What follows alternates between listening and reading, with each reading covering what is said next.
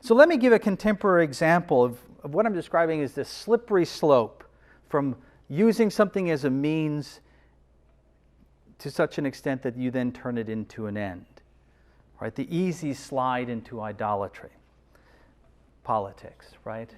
Could there be a different illustration I could use? It would be malpractice, given everything going on, if I didn't use this illustration. And of course, coming from me, it's very specific.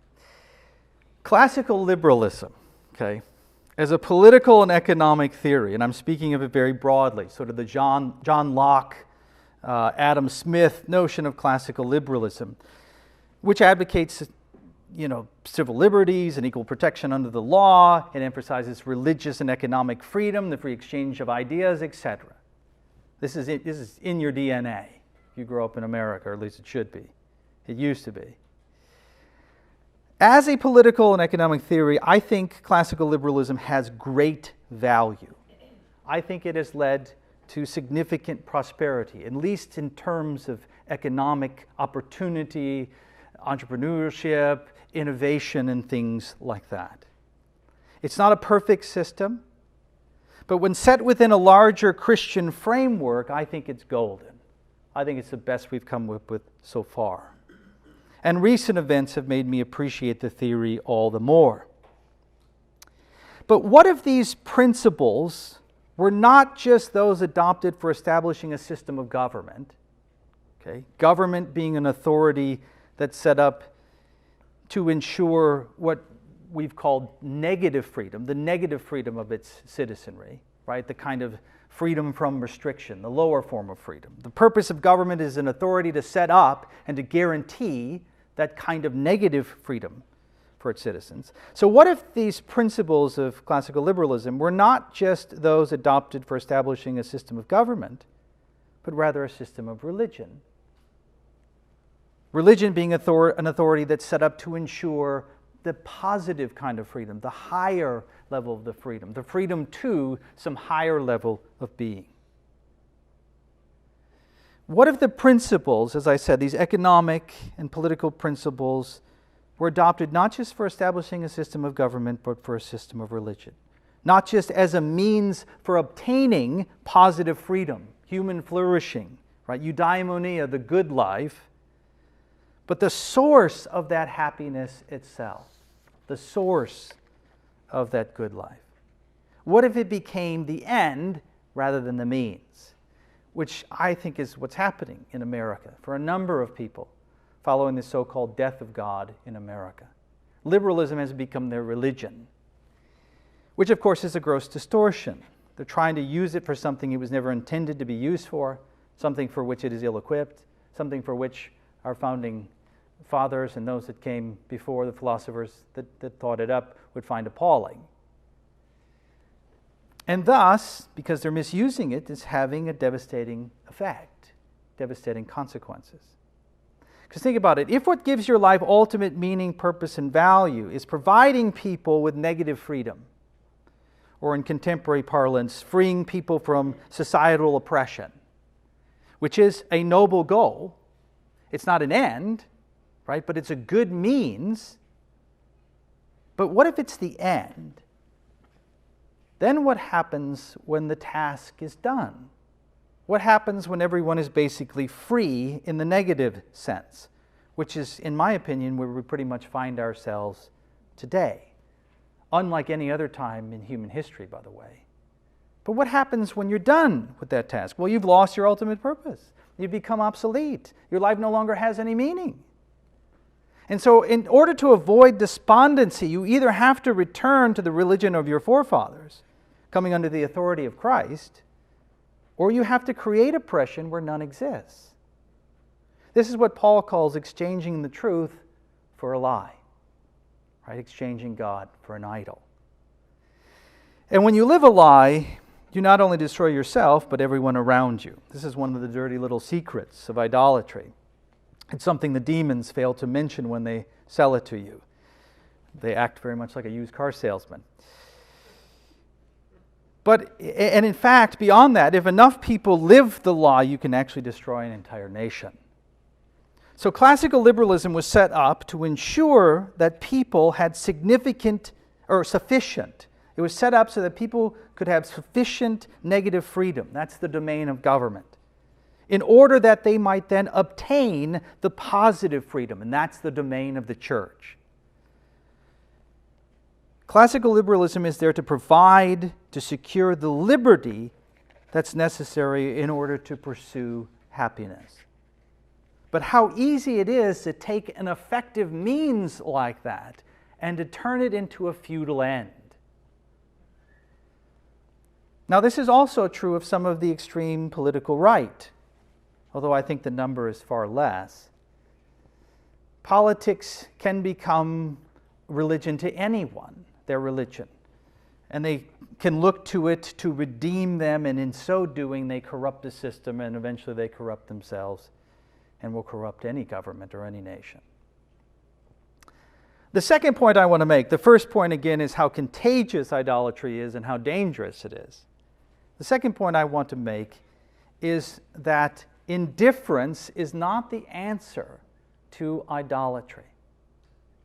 As we note with Solomon, actually indifference is one of the symptoms of idolatry very often. So indifference is not the answer to idolatry, which is to say that we don't want to get to a point where we are so afraid that our heart might be wooed to an idol that we shut it off completely, where we're so afraid of turning means into ends that we don't actually do anything, where we become numb to this fallen world, where we give up on the cultural mandate altogether, where we become, as many have called the church, the frozen chosen. So we're just sitting on the sidelines as things go by. It's kind of like the person who's been deeply hurt in a relationship and decides, well, they're just never going to love anyone again. Which may be the way some of us are feeling right now, given the way that the election is going. We might be ready to give up and wash our hands of it, to walk away from our country and its founding ideals, and to turn it over to a bunch of idol-worshipping Marxists. Such a response at this point, though, it seems to me, is not the result of wise reflection, as some have claimed. I think it's one of two things. One is, I think it may very well be that politics was becoming your religion, and it's let you down. Right? You were looking to it to save you, and as it starts to fall apart, you start to think, oh, well, I'm done with this. I've become disillusioned with my idol, and so I become indifferent to it. I want nothing to do with it at all. So my question is, if you're feeling very indifferent, the question you have to ask yourself is, well, wait a minute, who is my lover? Who is the one that I am wedded to? Because if I'm wedded to politics, it's always going to let me down, and eventually I'm going to become indifferent. But if I'm wedded to Christ, the living God, who calls me to be involved in this world and to stand up for righteousness, right? If I'm wedded to Christ, then I will be zealous for good works. I won't become indifferent to them. I won't be able to stand on the sidelines. I'll have to get in the game and make a difference. Another possibility for such indifference could be immaturity, right? It could be spiritual weakness. As things start to get rough, you just want to give up and go hide and wait for the second coming. And there may come a point when we must retreat to the catacombs. It may come when the Benedict option, as they call it, becomes our only option, and we have to go underground in order to preserve the church and maybe even Western civilization. But in our present struggle against evil, and make no mistake, the dark forces at work here are coming for Christianity. And persecution is going to come if it continues in the direction it is. There's no doubt about that. But in our present struggle against evil, we have not yet resisted to the point of shedding blood, have we? We have to remind ourselves that we are not of those who shrink back and are destroyed. And this is true not just in Christian history, but of our fathers and our grandfathers who won the Second World War, who stood up against evil, who won the Cold War, by standing up against evil. We have fought this kind of totalitarianism before. We are not of those who shrink back and run away and give up. So while on the one hand we should not put our trust in princes and mortal men who cannot save, of course we can't do that. If government becomes your God, even if you gain the temporal kingdom, you will lose the eternal one, and eventually you'll ruin whatever government it is that you are involved in. But on the other hand, we are commanded to stand up for justice and righteousness, to honor the sacrifices of our forefathers, and to be good stewards of the inheritance they have left us, preserving as much as we can a nation whose God is the Lord. Instead of giving up, then, I think that we must act like men for the good of our nation and let the Lord do what seems right to Him. Because we shouldn't be naive. If you read Scripture, you know that Joseph does end up in a pit, right? That David does end up hiding in a cave. That Jesus does end up on a cross. The first disciples were chased out of Jerusalem by persecution. And on we go. And Christians who have resisted godless governments in the recent past were persecuted mercilessly. Let us not be naive. But it's true that all such actions were necessary in order to fulfill God's perfect purposes. Wicked men meant it for evil, but God meant it for good. And so I don't know what God's plans are for America, or for Western civilization for that matter.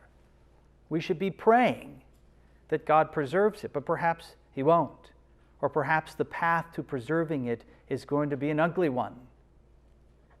No one knows the answers to those questions. But what I say again is that we play the men for our nation. And we stand up and do what is right.